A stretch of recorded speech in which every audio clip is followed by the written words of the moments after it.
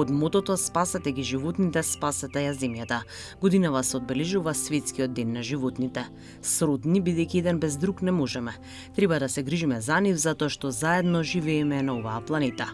Покажете емпатија и подадете рака за спас на секое животно. Уште од далечната 1923 година се одбележува овој ден со силни пораки и различно мото кое се праќа кон луѓето. Во Македонија има неколку животни кои што ние со нашето действување сме ги направиле да бидат веќе загрозени видови. Тука е сегде познатиот македонскиот рис, кој што има малку единки, мислам дека се 40-тина, дај Боже, луѓето од Македонското еколошко друштво МЕД кои што многу активно работат на зачувување на и македонскиот рис и другите загрозени видови.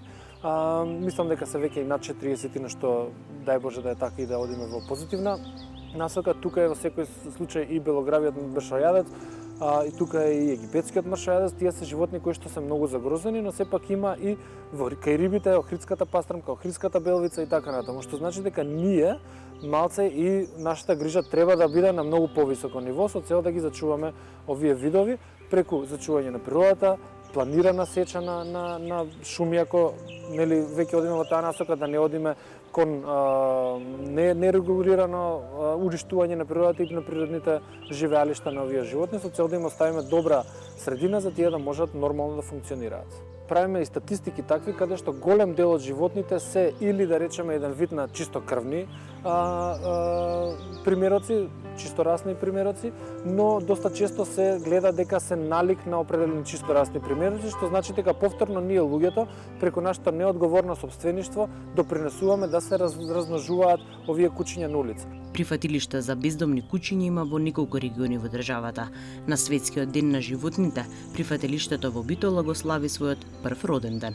Имаат одлични резултати. Они тоа почнаа со околу 28% од кучињата беа стерилизирани, во моментот се над 70%, што е многу блиску до нормата за контрола на улична популација. Они навистина предничат во овој сегмент во однос на сите други општини во државата.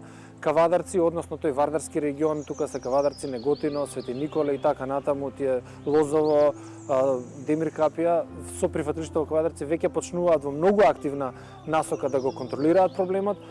Сега почнуваме да правиме на статистика, да видиме едниот мониторинг е направен, следниот ќе биде. Се надевам дека ќе имаме слични бројки на овие кои што се во Битола. Еве во насока на казнување на неодговорното собствеништво можам да кажам дека во нашата држава за жал казните се минорни, односно нашиот систем плаќа повеќе за ангажирање на луѓето, инспекторите кои што треба да ја изнесат глобата, отколку што е чинењето на самата глоба, што значи дека неодговорниот собственик, ние граѓаните го спонзорираме од нашите пари за дејството на инспекцијските служби. Тука мора да се спречи тоа. Може да направиме една споредба со Хрватска, она е најдалеку и најекстремна во овој пример, да речеме на овој балкански простор. Таму 3800 евра е казната за напуштање на домашен миленик од физичко лице, значи од нормален собственик.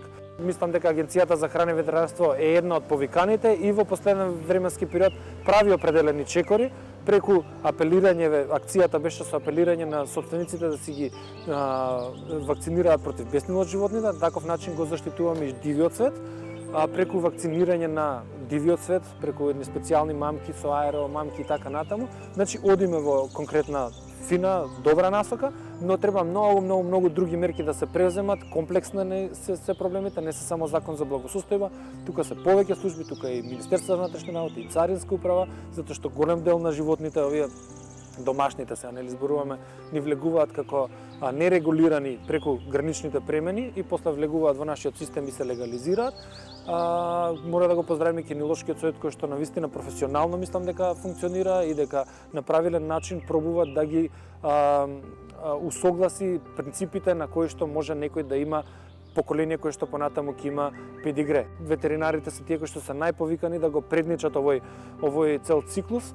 Активистите не смееме да ги заборавиме, овој ден буквално е посветен на нив, затоа што без гласноста на активистите, без нивната дејство секојдневно, Оваа гласност за животните не можеме да ја добиеме и нели се вика дека животните не можат да зборуваат, а всушност луѓето кои што се емпатични кон нив, кои што делуваат во нивна корист, тие се всушност еден вид на активизам или активисти и навистина треба да ги поздравиме сите оние здруженија на граѓани и самостојни луѓе кои што помагаат на животните и го посветуваат своето време во таа насока, но треба да ги поздравиме сите луѓе што еднаш дале храна, еднаш дале вода, еднаш направиле подслон за некое животно или се грижат за едно животно во рамки на некоја површина која што нема дом, да му направат да се чувствува подобро и во следниот период. Секое животно значително придонесува за еколошката рамнотежа и го збогатува нашиот живот на уникатен начин. Овој посебен ден е посветен на подигање на свеста за потребата од подобрување на стандардите за третман и благосостојба на животните ширум светот.